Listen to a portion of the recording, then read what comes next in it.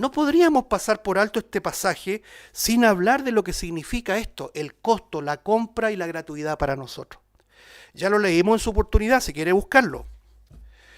Isaías 51:1, hermanos. Este llamado maravilloso que también lo sugiero meditar harto ahí y correlacionar.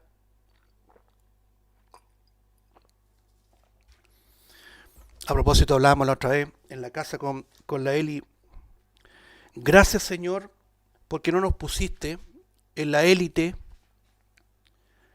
quizás disfrutando de muchas cosas, de comodidades, de viajes, de una suculenta cuenta corriente, como los ricos de este mundo.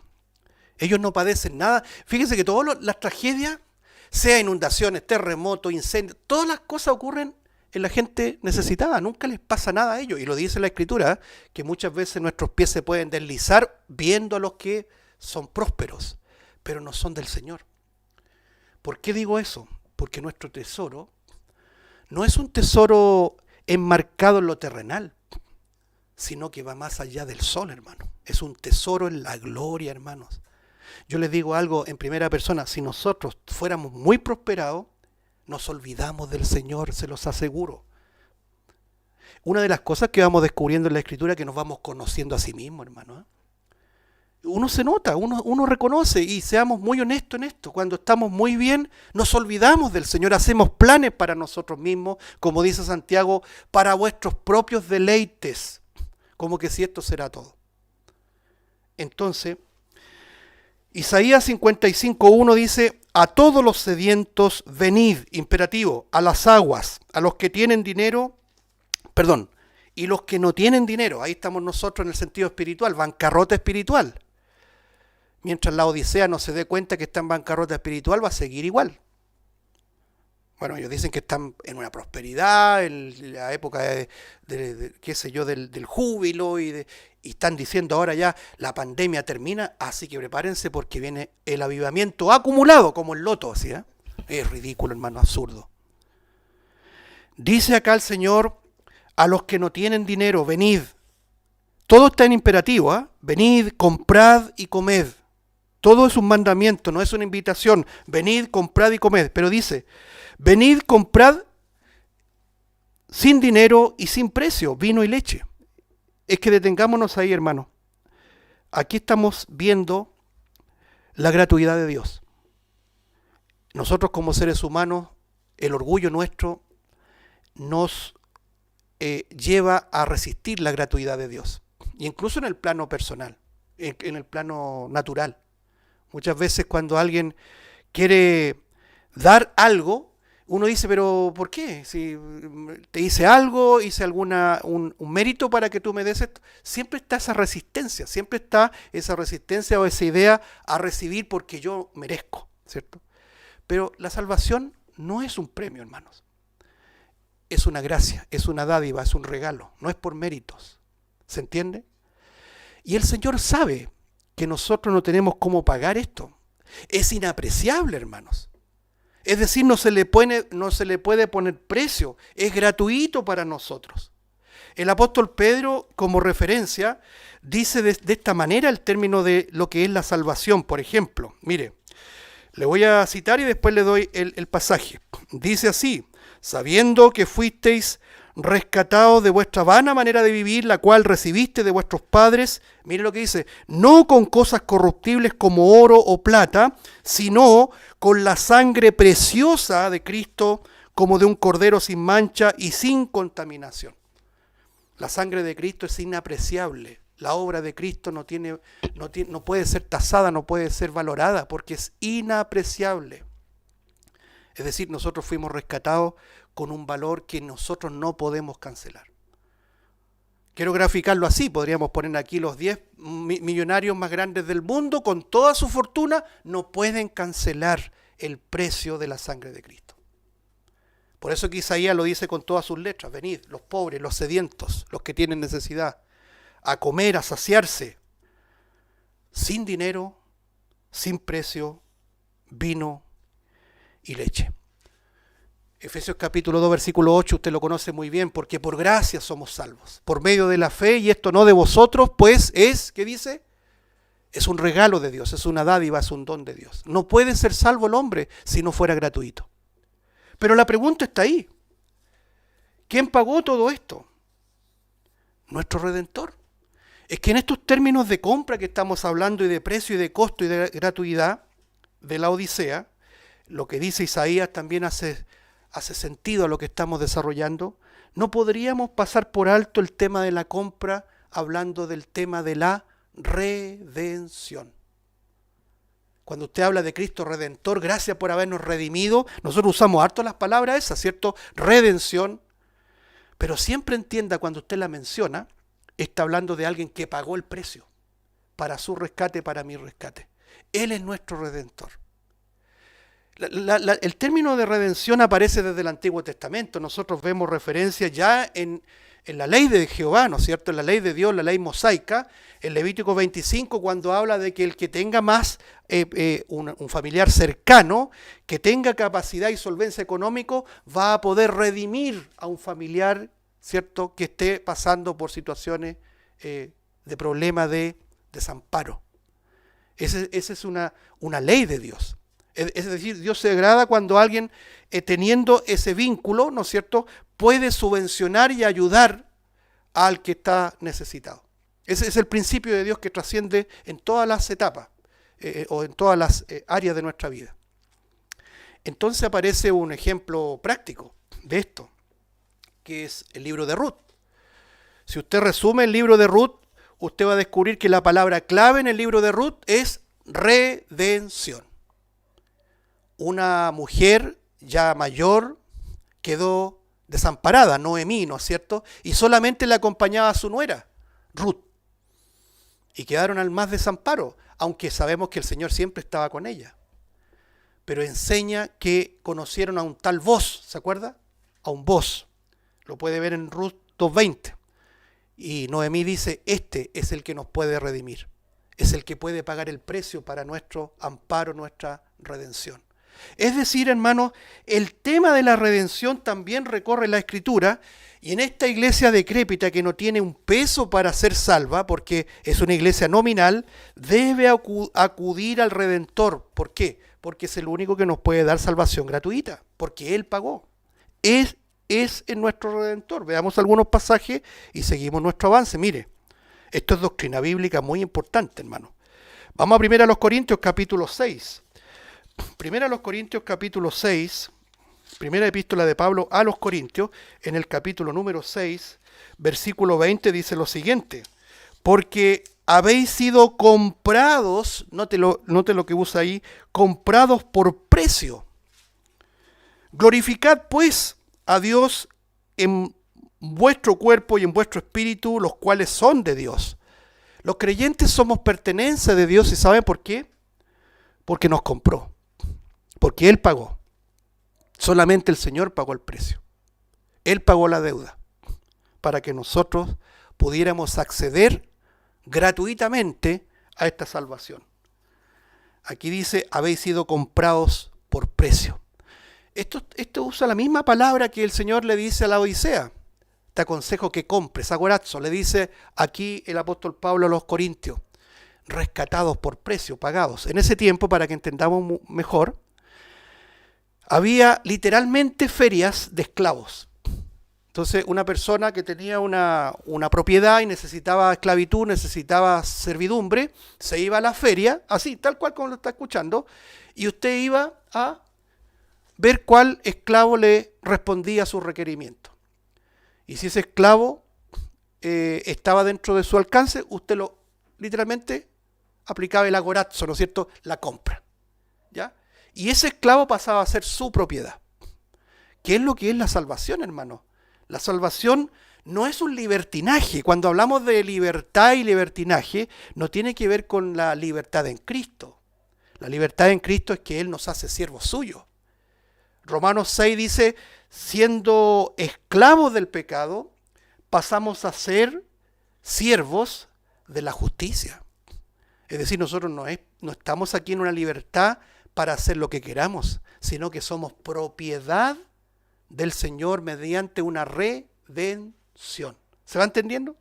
Si usted avanza ahí en capítulo 7, 1 Corintios capítulo 7, versículo 23, dice así, 1 Corintios 7, 23, por precio fuisteis comprados, no os hagáis esclavos de los hombres. Note, ahora somos esclavos de Cristo, hermano. Entonces cuando vemos este lenguaje, lo ampliamos un poco más, ¿cierto? El Señor le dice a la Odisea, te aconsejo que de mí compres oro refinado en fuego. Primera cosa, de mí, el único proveedor, el único que puede suministrar. ¿A qué precio? Gratuitamente. ¿Y quién paga el costo? Yo pagué el costo, dice el Señor. Gloria a Dios por eso, hermano. Él murió por nosotros. Hay un pasaje aquí de Romanos 5, que también es uno que se usa mucho para evangelizar. Romanos capítulo 5, versículo 8 dice, mas Dios muestra su amor para con nosotros en que siendo aún pecadores, Cristo murió por nosotros. En medio del fango del pecado, sin ningún mérito, Él murió por ti y por mí. Ese es el amor de Dios, hermano. Ese es el Redentor que quiso pagar para que tú tuvieras una entrada gratuita al cielo. Entonces, la pregunta, ¿a quién iremos? ¿A dónde vamos a ir a buscar oro refinado en fuego? Vestiduras blancas para vestirnos. Colirio, dice más adelante, para que nuestros ojos vean nítidamente. ¿A dónde? Al Señor. No hay otro camino. No hay otro proveedor, ¿no es cierto? Bien, volvamos a Apocalipsis, amados hermanos. Dice Apocalipsis capítulo 3, versículo 18. Por tanto, yo te aconsejo que de mí compres primero oro refinado en fuego. Detengámonos ahí. ¿Qué significará este oro refinado en fuego? Bueno, el oro ya para nosotros es una idea de un metal precioso, ¿no es cierto? Inapreciable. Vamos a concluir por la Escritura que el oro refinado en fuego es la fe verdadera, es la fe probada. Porque cualquiera puede decir, yo tengo fe. ¿Ya? Anoche nos acordaba un poco de esa palabra fe, hay que hacer las cosas con fe. Por ejemplo, estás enfermo y te tomas una pastilla, tómatela con fe. Como que si fe fuera una especie de energía propia que tenemos nosotros, un extra positivismo para que las cosas funcionen. Es como cuando uno dice, voy a ir a hacer un trámite, voy a ir con harta fe para que me vaya bien. No, si yo sé que me va a ir bien. Y algunos tienen ese lenguaje positivo y lo mezclan con ideas cristianas de lo que es la fe. Entonces, en la medida que le preguntan a usted, ¿cómo está? Estoy súper bien, excelente. Porque dicen ellos que las palabras crean realidades. No, amados hermanos. La fe no es eso, no es un hiperpositivismo, una especie de vibra. ¿Ha visto en la televisión solamente? Se ve mucho eso cuando dice, vamos a mandar las vibras cuando juega la selección, las vibras para que les vaya bien. Una especie de fe, super fe en sí mismo. No, eso no es la fe, hermanos. Ya vamos a ver lo que es la fe. Vamos a tener que mencionarla, ¿no es cierto? Pero, en primera instancia, oro refinado en fuego es la fe probada. Nuestro texto base para poder ir aprendiendo esto, hermano, es Primera de Pedro, capítulo 1. Si me acompañan allá. Primera de Pedro, capítulo número 1.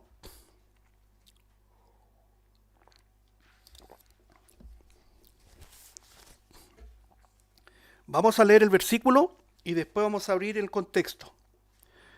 Primera de Pedro, capítulo número 1, versículo 7. Dice así la palabra del Señor.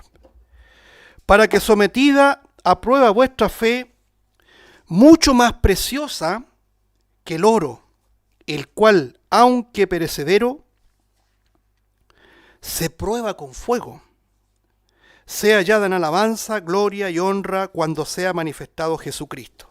Versículo 8, a quien amáis sin haberle visto, en quien creyendo, aunque ahora no lo veáis, os alegráis con gozo inefable y glorioso.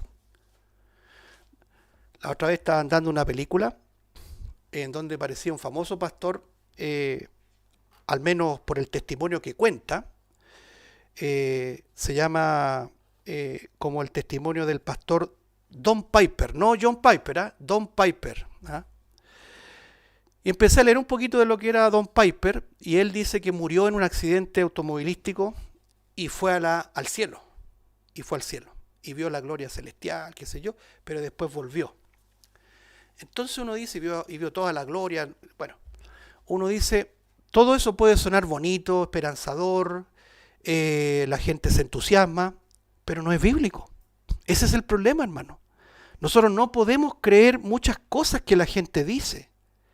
No porque usted tenga un sueño espectacular de que a lo mejor transitó por las moradas celestiales y vio un rostro resplandeciente, usted va a venir a la iglesia y lo va a contar, el Señor me reveló el cielo. Porque estos pasajes nos aclaran que la fe verdadera es una fe que no ve absolutamente nada. Esa es la fe que va a ser recibida en alabanza. Es la fe que no se sustentó en lo que oyó, en lo que vio, en lo que experimentó, sino en esa fe que fue probada, como el oro que se refina en el fuego. Porque es la fe de los creyentes, porque es la fe que va a hacer perseverar a los verdaderos creyentes. Estuvimos viendo un pasaje antes de comentar el pasaje directo acá, que es Apocalipsis capítulo 13, versículo 10, ¿se acuerda? En esto se ve la fe y la paciencia de los santos. Cuando nosotros vemos que todas las cosas andan mal, pero la Escritura nos dice que las cosas van a ocurrir así, y nosotros aún así perseveramos en eso, aún no viendo nada, esa, amados hermanos, es la verdadera fe. Y ahí debemos afirmarnos. Cuando nosotros estamos perseverando en eso, es nuestra fe que está siendo purificada. Veamos el contexto. El apóstol Pedro está anunciando la tremenda gloria venidera, hermanos. La esperanza viva, dice acá. Nosotros tenemos una esperanza viva, dice acá en el versículo 4, una herencia incorruptible, incontaminada, inmarcesible, reservada en los cielos para vosotros. Nunca perdamos nuestra perspectiva, amados hermanos. Aunque nos digan por ahí que ustedes hablan del puro cielo, es la enseñanza apostólica. No nos interesa escuchar de que la iglesia va a tomar posesión política y social acá porque ha sido 2000 años de fracaso. Si estoy resumiendo el número, ¿no es cierto? Podríamos decir desde el siglo IV en adelante la iglesia nunca ha logrado lo que dice que va a lograr. Afectar la sociedad, tomar el poder temporal, eso es catolicismo romano, no es fe evangélica. La fe apostólica es una fe que se proyecta a lo celestial, a la esperanza inmarcesible, incontaminada, como dice acá, reservada en los cielos. No abandonamos esa perspectiva en primera instancia para que lleguemos al texto base. Cuando usted tiene una reserva hecha, ¿cierto? De lo que sea, usted está ansioso, aguardando experimentar y obtener esa reserva, ¿no es así? En un viaje, no sé, en cualquier opción, usted ya tiene reservado eso. Nosotros por Cristo Jesús tenemos una herencia incorruptible, inmarcesible, incontaminada, reservada en los cielos. La perspectiva del creyente, la fe del creyente. Pero dice acá, versículo 6, en lo cual vosotros os alegráis, nos produce gozo, ¿no es cierto? Verso 6, aunque ahora por un poco de tiempo, si es necesario, tengáis que ser afligidos en diversas, ¿qué dice? Pruebas. Hemos estado hablando en consonancia con todas estas temáticas, ¿cierto? La secuencia del peregrino. Pablo dice, me glorío también en las tribulaciones, porque las tribulaciones producen paciencia, y la paciencia, ¿qué produce, hermano? Prueba, ahí está nuevamente. Pero esa prueba nos proyecta a la esperanza. Les aseguro, amados hermanos, si este tema no fuera recurrente en esta iglesia local, estaríamos atribulados con todo lo que está pasando, desmotivados, quizás buscando alternativas, alguien que me dé razón de existir en todo esto.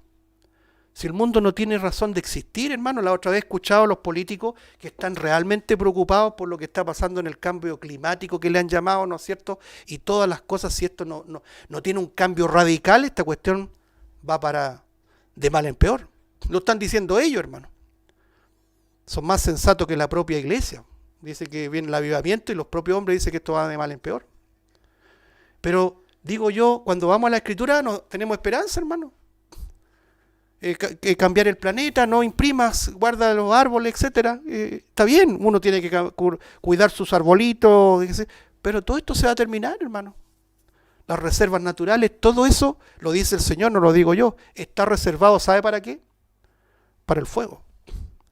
¿Y qué queda? La esperanza. Y en ese tramo de esperanza, la fe de nosotros es probada. Las cosas no circunstanciales no van a apoyarnos a nosotros, no nos van a decir, mira, no, todo lo contrario, van a poner en duda. Los dardos de fuego del maligno, ¿a qué atacan? A la fe del creyente. Por eso que Pablo compara la fe con el escudo, ¿se acuerda? De la fe con el cual podáis apagar los dardos de fuego. Los dardos de incredulidad del maligno prueban nuestra fe. La fe del Señor Jesucristo puesta en nosotros como un regalo. Entonces queda la esperanza, nos alegramos si es necesario ser afligidos por un poco tiempo en diversas pruebas. Y aquí viene el propósito final, versículo 7. Para que, sometida a prueba vuestra fe, mucho más preciosa que el oro. Ahí está lo refinado del fuego, del oro, el cual aunque perecedero se prueba con fuego. Hay un concepto en la metalurgia que se llama el fino. El fino. Por ejemplo, los que conocen este lenguaje dicen, por ejemplo, el fino del cobre es tanto. Entre más expuesto al tratamiento, su fino es tanto. Son temas muy técnicos. De la misma forma, el oro entre más se prueba, su fino es mayor. ¿Ya? Que es un índice, ¿me explico? En palabras simples, se hace más puro. La escoria sale. Todo lo que está en nosotros todavía va saliendo, se va purificando. Entonces, el oro, que es el tesoro del Evangelio, se va purificando. Por ejemplo, mire, veamos algunos pasajes paralelos. No pierda Pedro. Vámonos primero a Job, al libro de Job. Ahí vamos terminando, ya se nos fue el tiempo. Job capítulo número 23, por favor. Espero que se esté entendiendo, hermano, y asimilando todo esto. Job capítulo número 23, versículo 10. Dice así, Job 23, 10. Mas él conoce mi camino, me probará. ¿Y qué dice? Y saldré como oro. Él conoce nuestros caminos, hermano, ya lo hemos dicho. 7 veces se repite esta frase en las iglesias de Asia Menor. Yo conozco tus obras. El Salmo dice que antes que nuestra boca pronuncie una palabra, dice que Él la conoce plenamente. ¿Se acuerda? Textos que ya hemos leído. Él conoce nuestro camino. Y dice, me probará y saldré como oro. ¿A qué se refiere este lenguaje de Job? Que el oro se va refinando, se va afinando, se va purificando en la medida que también se va probando. Entonces, en este mismo lenguaje, si usted ve, salta un poquito al profeta Isaías, capítulo número 1, la advertencia de Dios para con Israel, Isaías capítulo número 1, versículo 25, Isaías 1:25 dice, y volveré mi mano contra ti y limpiaré hasta lo más puro tus escorias y quitaré toda tu impureza. Eso es lo que hace con un creyente. Si nosotros lo conectamos de una manera paralela con Filipenses 1:6, dice, el que comenzó, dice Pablo, estando persuadido de esto, primero, ¿estás persuadido de que Dios comenzó una obra en ti? Una obra de alfarero, pero también de un metalúrgico, de pureza, estando persuadido de esto, que el que comenzó en vosotros la buena obra, no dice que la terminaría, dice la terminará, la perfeccionará hasta el día de Jesucristo. Es decir, cuando Cristo nos venga a buscar, ahí terminará esta obra. Hemos hablado bastante de lo que es la obra del alfarero, ¿cierto? Se aprende mucho. La soberanía del alfarero. Las manos soberanas del alfarero sobre esa masa amorfa, que eres tú y que soy yo, y que Él comienza a moldear conforme a su imagen, a su semejanza y para su gloria. La gloria no es del barro, sino que del alfarero. Pero la obra del metalúrgico es muy importante, hermano. No sé, algunos, si han trabajado alguna vez en una forja que se llama, en un taller de forja, donde se trabajaba, o se trabaja, mejor dicho, el fierro al fuego vivo, cuando el fierro se pone en rojo. Yo me acuerdo cuando pasé por un taller de eso, nos explicaba el experto, obviamente, que había que tener mucha precaución porque los peligros para el herrero, el que trabaja el hierro, el fierro, son muy abundantes en un taller de forja. Porque el fierro después que se enfría ya pierde el rojo y usted no sabe si está frío y lo toma con la mano y le queda pegado para toda la eternidad el fierro ahí. Estoy exagerando. ¿Qué quiero decir con esto?